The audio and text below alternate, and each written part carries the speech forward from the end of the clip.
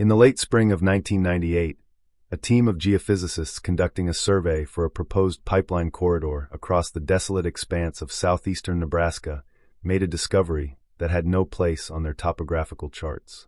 Their ground-penetrating radar, designed to detect rock formations and subterranean water tables, began to paint a picture of something else entirely, something chillingly methodical. Just beneath the centuries-settled topsoil of a shallow, forgotten valley known to locals only as the Whispering Draw, the equipment registered a series of 214 distinct, geometrically precise soil anomalies, each roughly 6 feet long by 3 feet wide, arranged in impossibly straight rows. They were not geological formations. They were graves, unmarked, unhallowed, and deliberately erased from history. This was the final, silent resting place of the victims of the Union of Providence, a frontier settlement that existed for less than 3 years, but harvested a human toll that rivaled a major battlefield of the era. For over 150 years, the truth of what transpired in that lonely valley in 1847 was systematically suppressed, buried in the sealed archives of the United States War Department and the nascent U.S. Marshals Service under the designation File 18-47B, Platte River Anomaly. Closed. It was a story the fledgling American government decided the public could not handle, a tale of such profound darkness and institutional betrayal that it threatened to shatter the very myth of manifest destiny it was so desperate to promote. But secrets of this magnitude have a way of breathing, even under the weight of sealed vaults and official denial. With the recent, quiet declassification of these long-hidden documents, including a scorched journal, a series of sworn depositions, and a blood-chillingly detailed financial ledger, the full, horrifying story of Mr. Alistair Whitmore and his 4 so-called wives can finally be told. If you believe you possess the fortitude to look into this abyss, to confront a chapter of history that has been violently ripped from the pages, then stay with me. What you are about to hear is not a tale of simple frontier hardship. It is a meticulous, documented account of a perfectly designed machine for murder, disguised as a sanctuary, and operated by a family of monsters who cloaked themselves in the holy veneer of salvation. Subscribe, and for those of you who dare, comment with the state or country you are watching from, so that we may see how far the echoes of this forgotten atrocity now reach. The year is 1847, and on the sprawling, unforgiving plains of the Nebraska Territory, a new and terrible form of civilization is about to take root. The architect of this darkness was a man known only as Mr. Alistair Whitmore. To the exhausted, dust-caked pioneers trudging west along the Oregon Trail, his sudden appearance on the horizon was nothing short of a divine miracle. Whitmore was a figure seemingly carved from scripture and frontier resolve. Tall and gaunt, with a severe beard the color of iron filings and eyes that burned with a pale, zealous fire, he possessed a voice that could soothe a crying child or command the absolute attention of a hardened trail boss. He preached a gospel of communal effort, divine providence, and sanctuary in a land of chaos. His institution, the Union of Providence, was strategically positioned a few miles north of the main trail, nestled in a valley blessed with a clear-running creek and surprisingly fertile soil, making it an irresistible detour for wagon trains in desperate need of fresh water and supplies. The settlement itself was a masterpiece of deceptive tranquility. From a distance, it looked like the very picture of American progress. A dozen sturdy log cabins, a large, well-tended communal garden, fenced pastures for livestock, and at its center, a simple but immaculately constructed wooden chapel, its steeple pointing towards heaven as a beacon of hope. Whitmore, the patriarch and charismatic leader, presented himself as a man who had turned his back on the corruption of the East to build a purer society on the raw, honest canvas of the frontier. He spoke of shared labor, shared faith, and shared prosperity. When a weary wagon train would limp into his orbit, he would ride out to meet them not as a tradesman, but as a savior, offering fresh water, forage for their emaciated oxen, and the promise of a hot meal and a safe night's rest, all for the simple price of fellowship. He was, by all outward appearances, a pillar of piety and order in a world defined by its violent lack of both. He was a visionary, a leader, a man of God. What no one could possibly know was that his vision was one of acquisition, his leadership was a form of predation, and the God he served was one of avarice and blood. The Union of Providence was not a sanctuary. It was a web, and Mr. Whitmore was the patient, smiling spider at its center, waiting for the desperate and the devout to stumble into his parlor. The operational genius of Whitmore's syndicate lay in its carefully constructed matriarchal facade, embodied by the 4 women he presented to the world as his spiritual wives. Each had a specific, predatory role, forming a seamless system of luring, disarming, and processing their victims.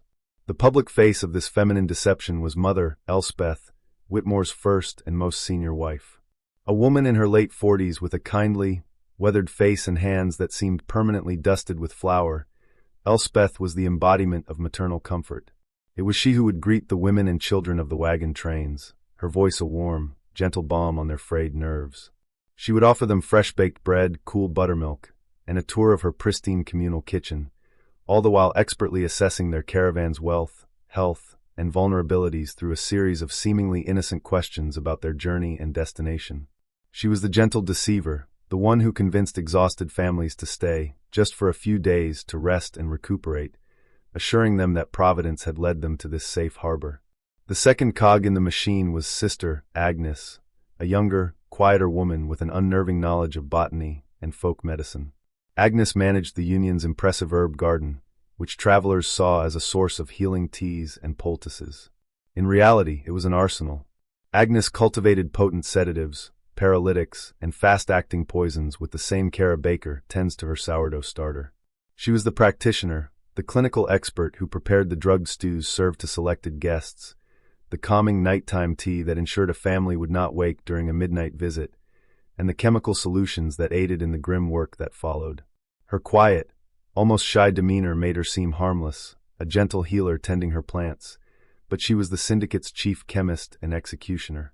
The third wife, Sister Mercy, was the syndicate's intelligence officer. Young, pretty, and sharp-witted, her role was to mingle with the younger men of a wagon train, the single farmhands and adventurers.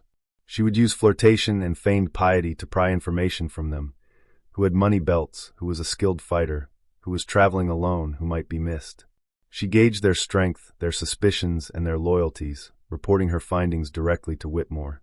The fourth figure was not a wife but an adopted son, a hulking, silent man named Jedediah. He was the enforcer. Jedediah managed the settlement's security, patrolling the perimeter and performing the heavy, brutal labor required by their true enterprise. He was a specter of violence, rarely speaking, but his presence alone was enough to quell any dissent and ensure that the Union's dark protocols were carried out without resistance. Together, this family formed an inescapable trap. Elspeth drew them in, Mercy assessed their value, Agnes prepared their end, and Jedediah, under the righteous direction of Whitmore, ensured the final, silent transaction was completed. For the first year of its operation, the Union of Providence was flawlessly discreet. Several small family groups and lone travelers had already vanished into its embrace, their wagons, livestock, and worldly goods absorbed into the settlement's ever-growing inventory. But in the summer of 1846, the first crack appeared in their perfect facade. The Miller party, a large, well-organized wagon train of some 30 families, stopped near the Union for supplies. They were too large and well-armed to be considered prey, so Whitmore engaged in legitimate trade, selling them fresh vegetables and jerky at a fair price. Most of the travelers were impressed by the settlement's order and piety. But one young man, a sharp-eyed 19-year-old named Samuel Price traveling with his uncle, felt a current of unease. He was a printer's apprentice from Ohio, inquisitive by nature, and he noticed things others missed. He saw that for a settlement supposedly focused on agriculture, they possessed an unusually large number of high-quality tools, rifles, and personal effects, far more than a dozen families could have brought with them. He observed the strange, fearful deference the few permanent settlers showed towards Whitmore and Jedediah. Most unsettlingly, he noticed a woman, a pale, gaunt figure mending a fence at the edge of the property, who met his eyes with a look of such stark, pleading terror that it chilled him to the bone. That evening, around the communal campfire, Samuel made the fatal mistake of voicing his questions. He asked Whitmore how such a small community had managed to build so much so quickly. He asked where the other founding families were. He politely inquired about the frightened woman he had seen. Whitmore's benevolent smile never wavered. He answered with practiced ease, explaining that they had been blessed with good fortune and that some members were away on a trading mission. The woman, he explained, was a recent widow, still lost in her grief. Later that night, Samuel told his uncle he was going to take a walk to clear his head, still troubled by the inconsistencies. He was never seen again. The next morning, when the Miller party prepared to leave, Samuel's uncle raised the alarm. Whitmore organized a search party himself, leading them on a winding, fruitless search through the surrounding hills. After a day, he returned with a solemn expression, suggesting the boy must have wandered off, perhaps taken by a predator or having decided to strike out on his own. He offered his deepest condolences. The wagon train, needing to press on before winter, had no choice but to accept the tragic explanation and depart, leaving behind a grieving uncle who would forever wonder. But the crack had formed. The story of the missing boy, Samuel Price, became a cautionary tale whispered between wagon trains for the rest of the season, the first faint stain on the pristine reputation of the Union of Providence. Following the close call with the Miller party, Whitmore realized that preying on small, isolated groups was safer, but that a more systematic approach was required to increase their harvest without attracting further suspicion. The Union of Providence transformed from an opportunistic predator into a highly organized processing plant for human lives. The methodology became a grim, repeatable ritual. Wagon trains were now actively scouted by Jedediah, who would ride for days to identify vulnerable targets, small family groups, under-equipped parties, or those already weakened by disease and exhaustion. He would then report back to Whitmore, who would tailor his salvation pitch to their specific needs. The initial welcome, orchestrated by Mother Elspeth, remained the same, a performance of overwhelming charity designed to lull the travelers into a state of grateful complacency. Once a group had committed to staying for a few days, the second phase began: separation and isolation. The men would be invited by Whitmore and Jedediah to join a hunt, or a work party, to repair a distant fence, leading them away from the main settlement. The women and children, meanwhile, would be kept occupied by Elspeth and Mercy with chores, cooking lessons, or prayer meetings. The goal was to break the family unit, the primary source of defense. The atmosphere within the valley began to change. For the victims, the first day was one of relief and gratitude. But by the second day, a palpable sense of dread would begin to creep in. The permanent residents of the Union, a handful of terrified individuals kept alive as laborers, their spirits long since broken, moved like ghosts, their eyes downcast, refusing to engage in any meaningful conversation. The constant, watchful presence of Jedediah, his hand never far from the large knife on his belt, created an invisible perimeter of fear. The drugged food and drink, administered by Agnes, would begin to take their toll, leaving the guests feeling lethargic, confused, and weak. The questions would start to form in their minds. Why were their husbands gone so long? Why were they forbidden from approaching the chapel after dark? What was the source of the faint, sweet, and sickly smell that sometimes drifted on the evening air from behind the tannery? But by the time these questions became urgent, it was too late. They were isolated, weakened, and surrounded. The sanctuary had revealed itself as a prison, and the air of piety had been replaced by a suffocating atmosphere of pure, predatory control. The systematic escalation of their crimes turned the whispering draw from a simple valley into a finely tuned abattoir, a place where the American dream went to die, piece by piece, family by family, swallowed by a darkness that wore the mask of God. The psychological control exerted by Whitmore was as crucial to his operation as the poisons prepared by Agnes or the brute force supplied by Jedediah. He was not merely a bandit, he was the high priest of a twisted theology he had crafted to justify their monstrous enterprise. Within the closed confines of the Union, he preached a doctrine of divine culling. He taught his followers, his wives, and the broken remnants of previous victims he'd kept as serfs, that the pioneers traveling west were morally weak, spiritually adrift, and chasing a false idol of material wealth. Their journey, he claimed, was an affront to God, a greedy grasp for land that did not belong to them. The Union of Providence, he sermonized in the fire-lit gloom of his chapel, had been chosen by God as an instrument of judgment. They were not murdering, they were rendering, liberating these lost souls from their earthly corruption and reclaiming their material possessions for a higher, purer purpose. This perverse ideology served two functions. First, it provided a powerful psychological salve for his co-conspirators, transforming their horrific acts of theft and murder into righteous, holy work. They were not killers, they were divine agents. Mother Elspeth was not luring people to their deaths, she was guiding the fallen to their judgment. Sister Agnes was not a poisoner, she was an alchemist of purification. This framework allowed them to perform their ghastly duties with a chilling, dispassionate efficiency. Second, it created an impenetrable wall of fanaticism. To question Whitmore was to question the word of God himself, an act of blasphemy punishable by the very rendering they administered to outsiders. This created a hermetically sealed echo chamber of evil, where their shared psychosis was reinforced daily through prayer, sermons, and ritual. For the few captives kept alive, this psychological warfare was a tool of utter subjugation. They were told that their families had been blessed and sent on, and that their own survival was a gift of providence, contingent on their absolute, unquestioning obedience. They were stripped of their names, their pasts, and their identities, forced to participate in the charade of the pious community, their silence and compliance a constant, living testament to Whitmore's power. The atmosphere of fear was therefore not just physical, but spiritual. It was the fear of Jedediah's blade, but it was also the deeper, more insidious terror of damnation that Whitmore wielded with surgical precision. He had created a miniature totalitarian state in the middle of the American wilderness, ruled by a cult of personality and sanctified by a bespoke religion of murder. Into this perfectly contained ecosystem of evil, in the late autumn of 1847, rode a man who represented everything Whitmore sought to destroy: logic, order, and the authority of a world beyond his valley. Captain Elias Vance of the United States Army Corps of Topographical Engineers was an outsider of a different breed. He was not a desperate pioneer or a gullible adventurer. He was a cartographer and a soldier, a man trained to see the world in terms of lines, measurements, and verifiable facts. His mission was straightforward: to map the Platte River Valley, charting safe passages, water sources, and potential locations for future military forts to protect the burgeoning westward migration. He was intelligent, meticulous, and possessed a deep-seated skepticism, honed by years of navigating both harsh landscapes and the even harsher politics of military bureaucracy. He was traveling with only 2 seasoned scouts, preferring a small, mobile unit for his survey work. Vance was brave, not in the reckless way of a gunslinger, but with the cool, calculated courage of an engineer who believes that any problem, no matter how complex, can be broken down, analyzed, and solved.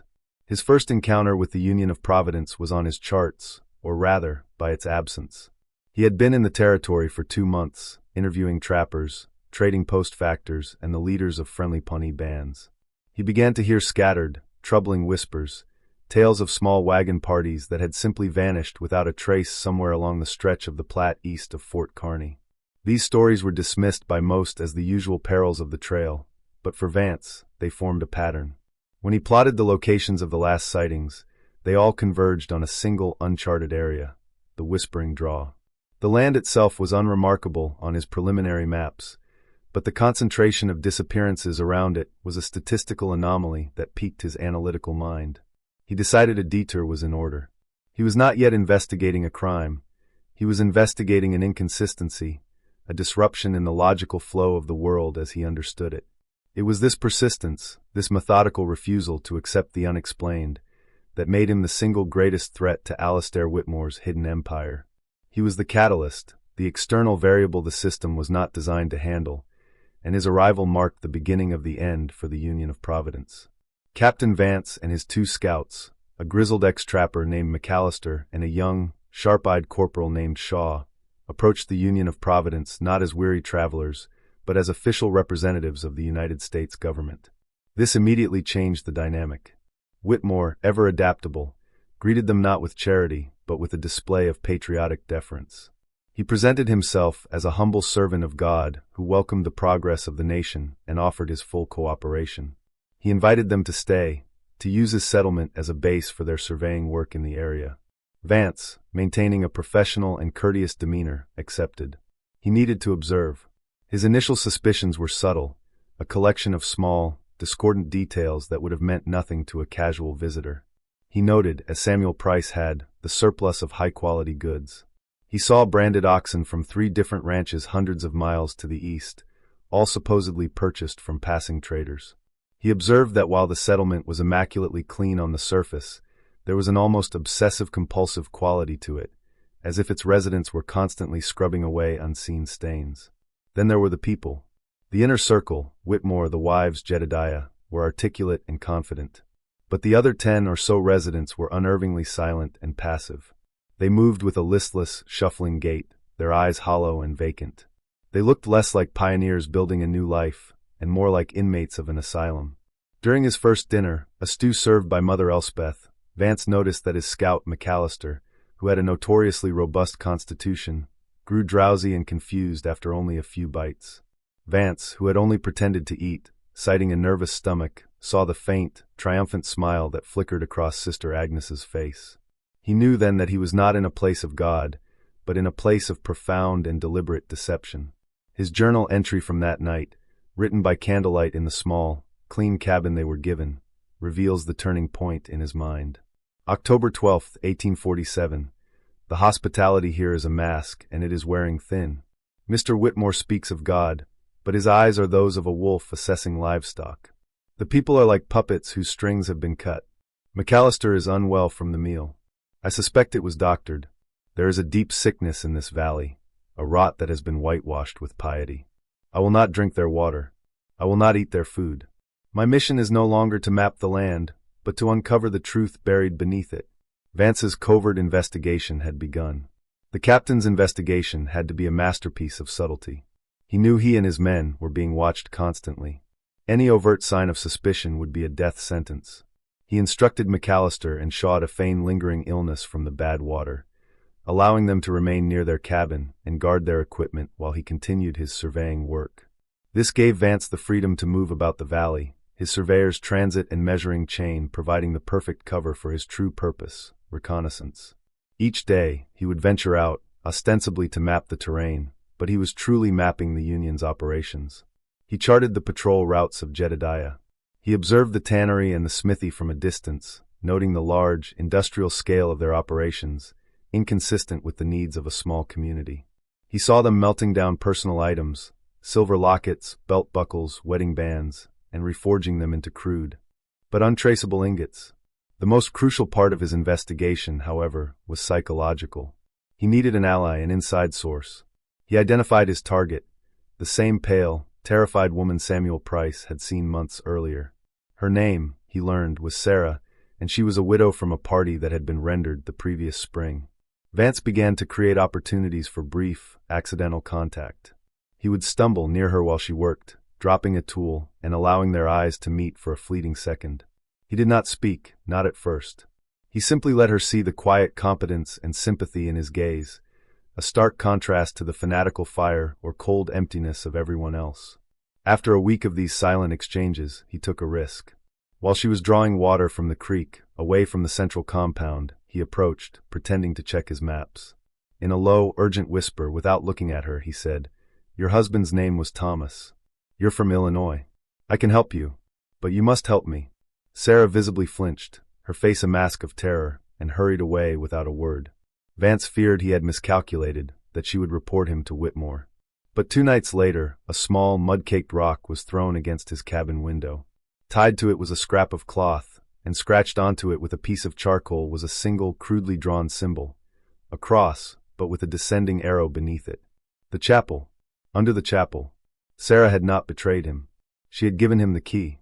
Vance knew he had only one chance. The symbol from Sarah confirmed his growing hypothesis.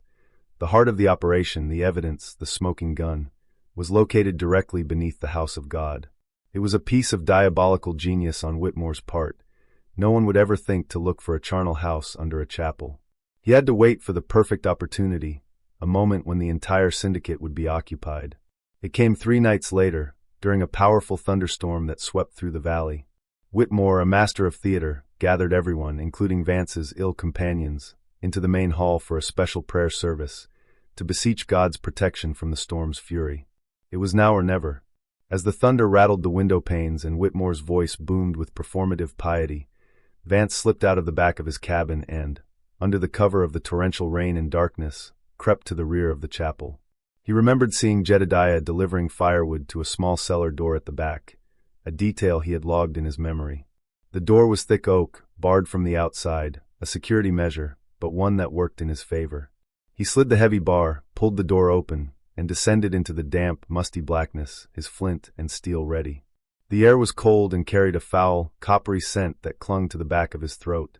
He lit his small lantern, the flickering flame revealing a small, ordinary root cellar, stocked with potatoes and preserves. For a moment, his heart sank. Had he been wrong? But then his soldiers' eye caught an inconsistency.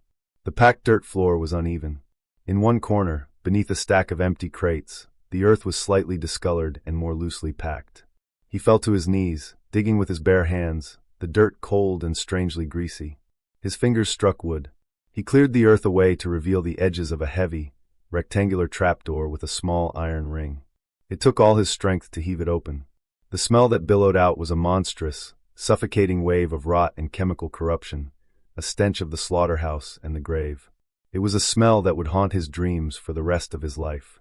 If you feel a chill climbing your spine, it is because you are standing at the precipice with Captain Vance. You are about to descend into a place that reason cannot explain and decency cannot comprehend. For those of you brave enough to continue this journey into the heart of American darkness, know that what comes next will test you.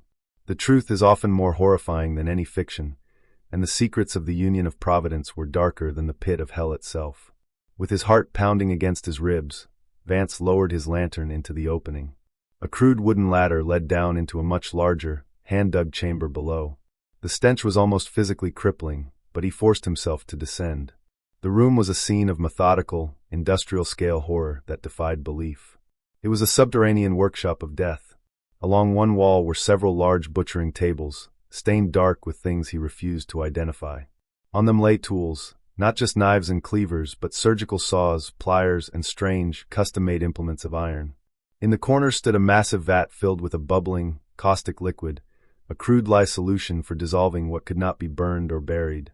But the true horror, the ultimate proof, lay on a sturdy wooden desk in the center of the room, directly under a ventilation shaft that led up to the chapel's chimney. On the desk, illuminated by his trembling lantern light, sat a large, leather-bound ledger. It was the smoking gun, the cold, calculating heart of the entire operation. It was not a journal of madness, but a book of accounting. Whitmore, in his neat, precise hand, had documented every single harvest. Each entry began with the name of the wagon train party's head, the number of souls, and a detailed inventory of their possessions. Wagons, oxen, horses, tools, cash, jewelry, even clothing. Next to this was a second set of columns. Under the heading Rendered, a date was entered. Under a final, chilling heading, Net Providence, was a monetary value, a cold calculation of their profit from the slaughter. Vance flipped through the pages, his blood running cold. Page after page of families, their lives reduced to a column of assets.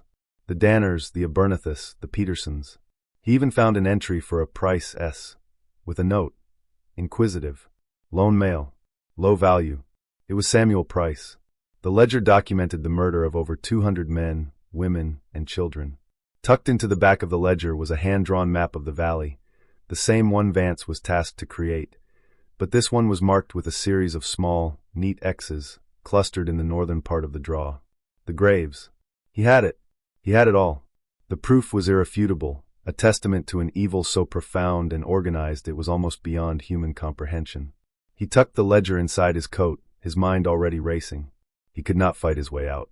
He had to run. He had to get this book to the only authority that could stop this nightmare, the United States Army. Climbing out of that foul pit, his mind reeling with the sheer scale of the atrocity documented in the ledger, Captain Vance knew that escape was his only option. He replaced the trapdoor, scattered the dirt, and rearranged the crates, his movements swift and practiced despite the horror that coursed through his veins. He made it back to his cabin, just as the storm began to subside and the prayer service concluded. He showed the ledger to McAllister and Shaw, their feigned sickness turning into genuine, pale-faced shock. They had 3 horses, their own supplies, and a book that documented the murder of over 200 people. Their opponents had a fortified position, a dozen armed fanatics, and the terrain advantage. A direct confrontation was suicide. Their only hope was to reach Fort Kearny, a grueling ride of over 100 miles through hostile territory. They had to leave that night, using the lingering storm cover and the darkness to their advantage. Their plan was simple and desperate. They would create a diversion. McAllister, the ex-trapper, was an expert with black powder.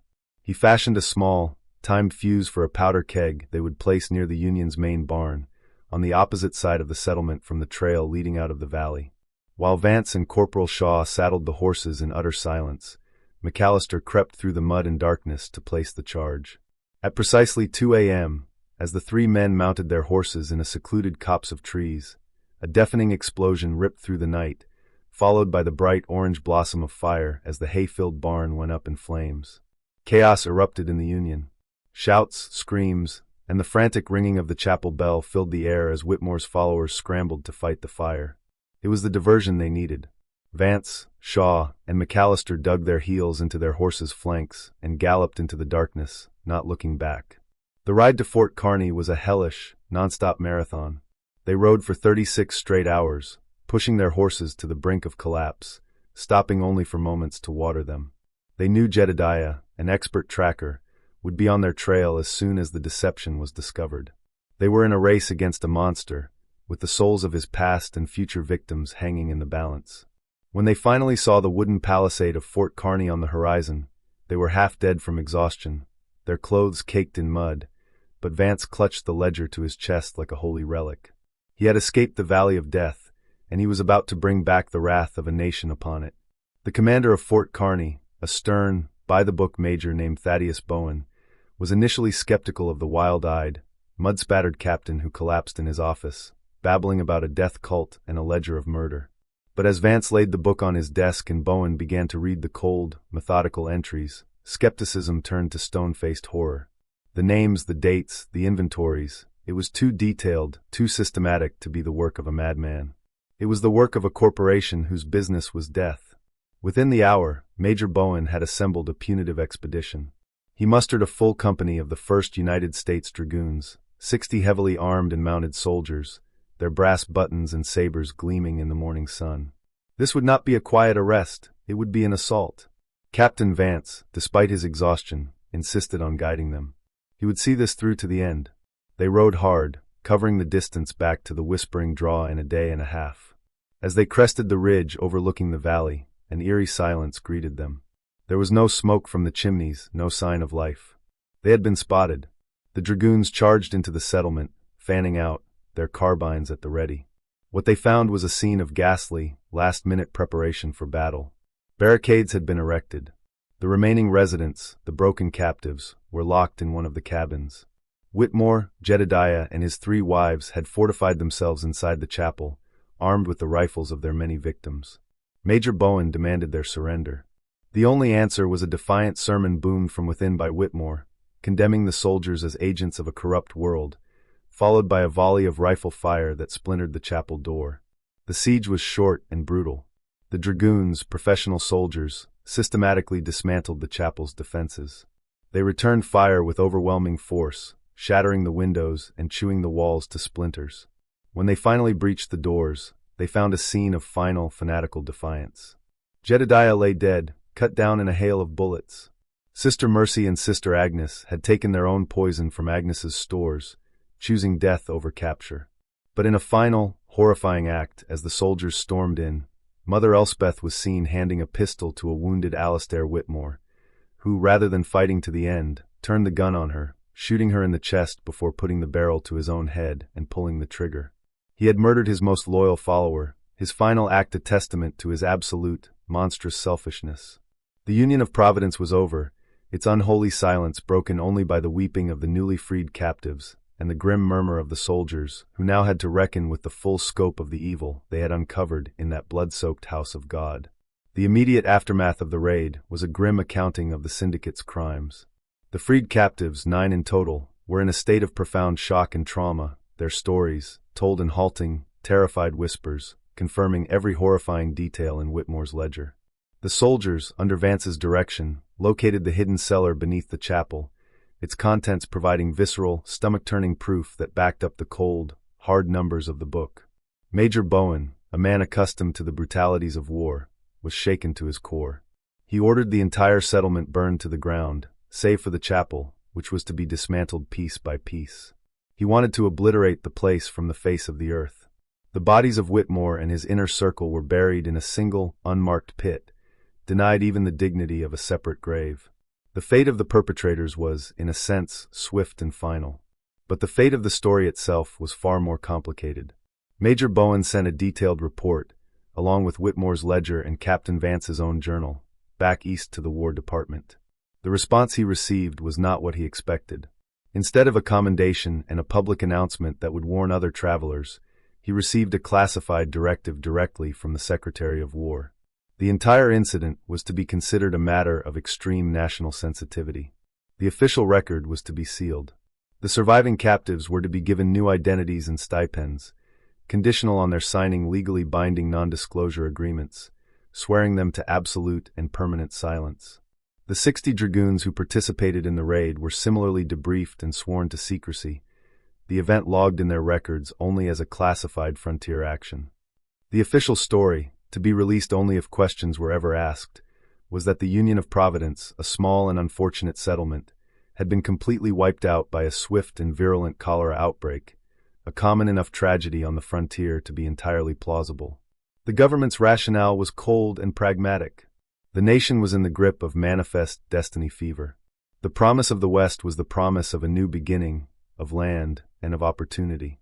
News of a highly organized cult-like syndicate that preyed on pioneers, a literal death trap disguised as a Christian sanctuary, would have sent a shockwave of terror through the country.